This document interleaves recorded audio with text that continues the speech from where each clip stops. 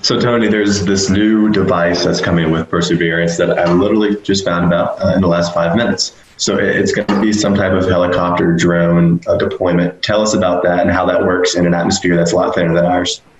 Yeah, that's going to be the really interesting thing is how you get lift in such a thin atmosphere. The Mars atmosphere is about 100th that of Earth's. So it's very, very, very thin. Sorry, not 100, 1,000th that of Earth's. Very, very thin.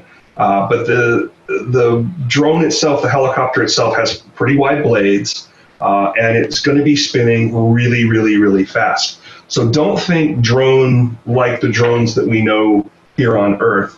It's not going to be sitting up there and hovering for a good amount of time. It's going to take hops. And its purpose, number one, is a technology demonstrator. It'll be the first time we've ever flown on another planet.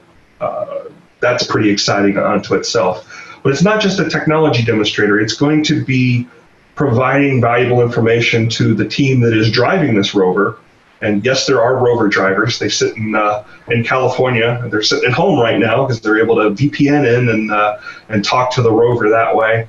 But their technical term or their technical title is rover planners, because they're doing exactly that. They're planning what drives need to occur during that day to put the rover in a position to do the science.